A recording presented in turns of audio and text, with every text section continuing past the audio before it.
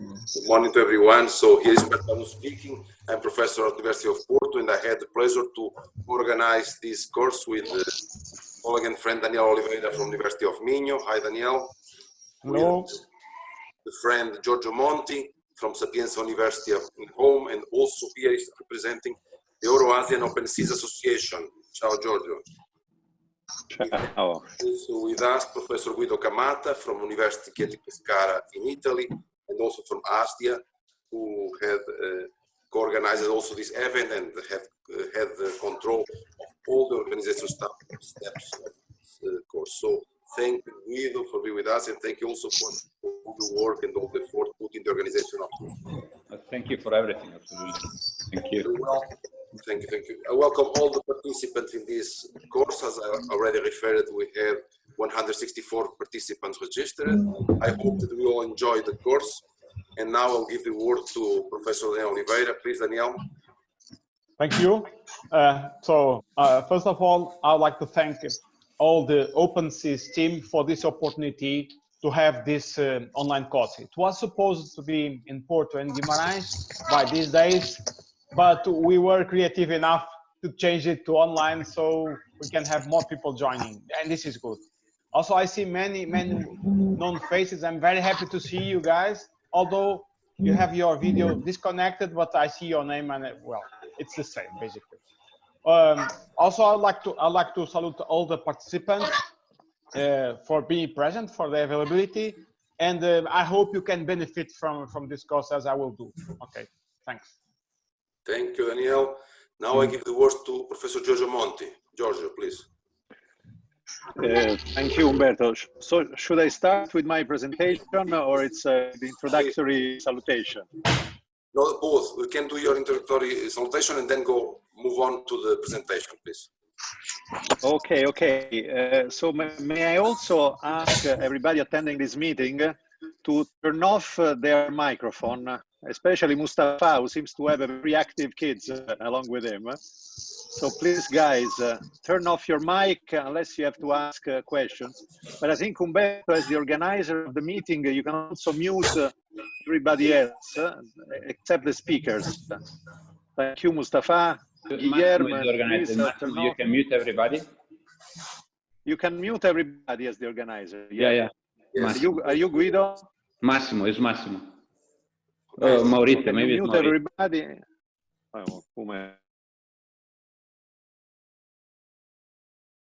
Much better now. Hello? Yeah, but Massimo, you should release my speech. Okay, can you hear me now? Yes, Giorgio. Yeah, Massimo doesn't like me. I pressed on mute also. Okay, so thank you, Umberto, thank you, Guido, thank you, Massimo, thank you also, Daniel from Guimarães for setting up this course. This is part of a series of courses that we have been organizing for the last 3 years. And it goes under the umbrella of EOS, which is the Eurasian OpenSees Association, which is an international association, which I will present in a moment, which tries to collect all the efforts that are being done worldwide to improve the diffusion of OpenSees. So for that reason, I also thank the organizers to let me have a 10 minutes presentation, which I will give in a moment, about the association. So that some of you may not be aware of that, so I would like to spend some time to inform you of what it's about and what are the main activities that we carry out. So it goes under the name of Eurasian OpenSees because we don't want, in the first instance, to overlap with our American friends. And so we organized by joining efforts that we are carrying out in Europe and those that our colleagues and friends are carrying out in Asia. And of course, we have pretty much a good collaboration with American friends, as you will see in a moment. So this is a non-profit international association It was officially founded in 2017. It was launched in 2018 during a world conference. Actually, it was a Eurasian conference. Unfortunately, exactly today, our website is under maintenance. It's www.opensees.org, but you can connect in the next days to take a look at what we do.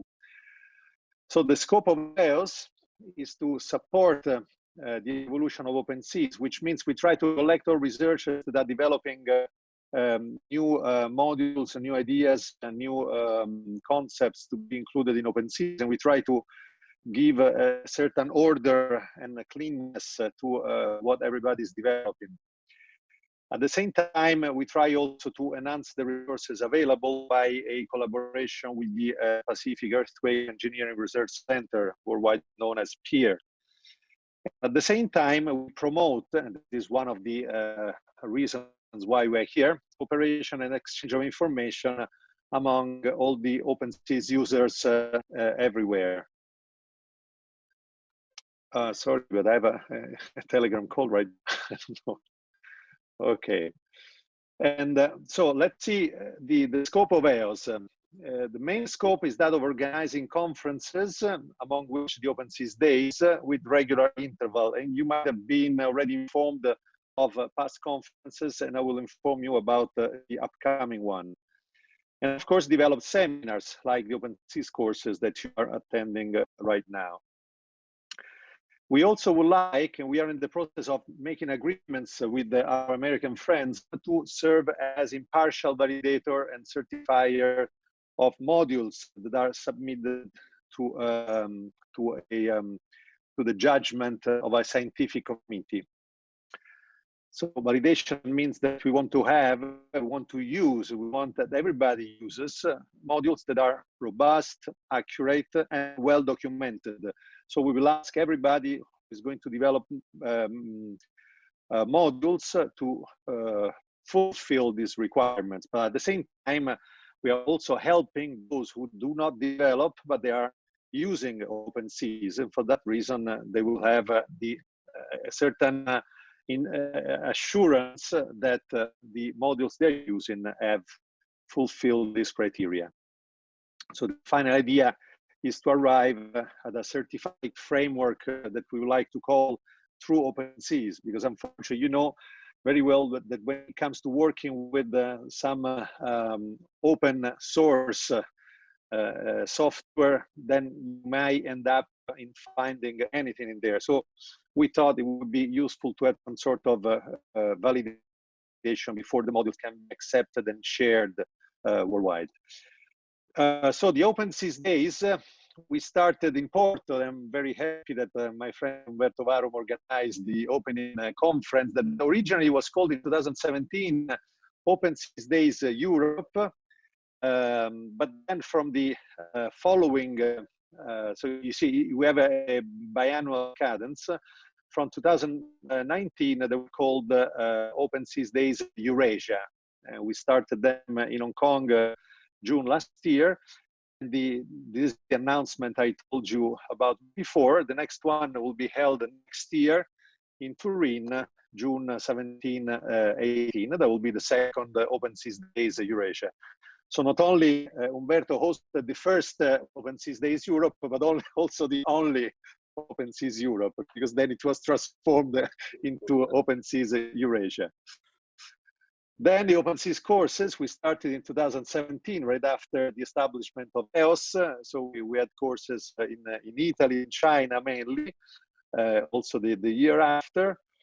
And we also organized in 2018 an OpenSees summer school in Italy, which was held for 3-4 days. And last year we were in Rome and Hong Kong together with the international conference. And this year will be, of course, we've been in Turin in January before the lockdown, and then we are in Porto/Guimarães. Now they understand that it was supposed to be organized in Guimarães. And then we'll be in Palermo, Hainan in China, and so on. So just a picture of the last OpenSees course in Rome in 2019. you don't see anybody with a mask on their face, can you? Huh? Probably there's nobody there. You see the faces are pretty well known. And this is the OpenSees courses that we had in Turin this year in January. That was a month before everything was closed. And you see there were very happy faces and people at a very close distance, which is still very nice. So members of EOS are founding members, honorary members, scientific committee, and of course, supporting members. So we invite you guys to become supporting members. These are the founding members. You might recognize Professor Philip Filippo, who is the president. He's full professor at the University of California, Berkeley. Then Professor Usmani, he's professor at the Polytechnic of Hong Kong. There is myself, I'm partly in Italy, partly in China. And then Fran McKenna, who doesn't need presentations because you know him very well.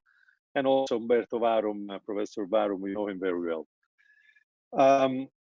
As a honorary member, we have one of the initiators of OpenSees, that is Professor Greg Fenves, who is now the president of the University of Austin in Texas. So I have to say he doesn't spend that much time on OpenSees anymore, but nonetheless, that's the reason why he's the nominated honorary member. Scientific committee, and then I'm closing in a couple of slides more. We have these people who you can see here: Professor Kasai, Professor Xinzhen Lu from the University of Tsinghua in Beijing, Tatiana Isakovic, Christos Zeris, Pedro Arduino, El Gamal, that you should know very well. They are very well distributed among the 3 different parts of the world that now are putting some effort into this association, that is Asia, EU, and the USA. Supporting members are you, both as individuals or associations or institutions of any kind, who would like to contribute to this effort. So you can apply to become a supporting members, and of course you will have some advantages, and you will be informed by of the different activities that we are carrying out. Plus, you will be entitled to having favorable conditions to take part in our conferences and OpenSees courses and summer schools and so on.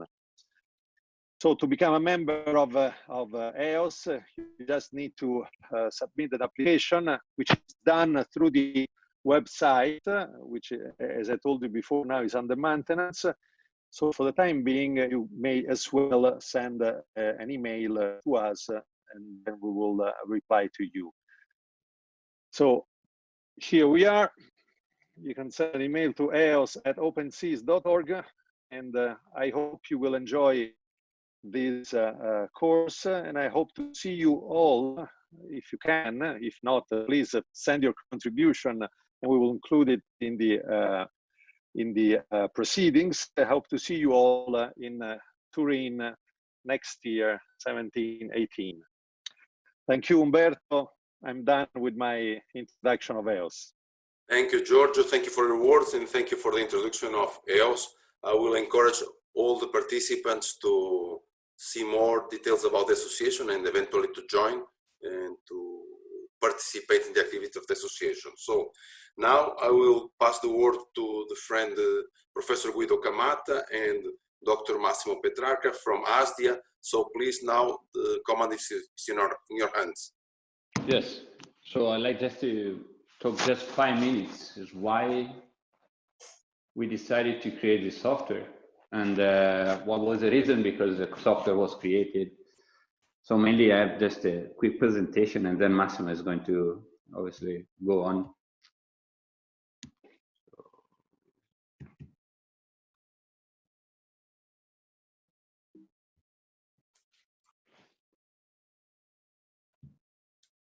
Perfect.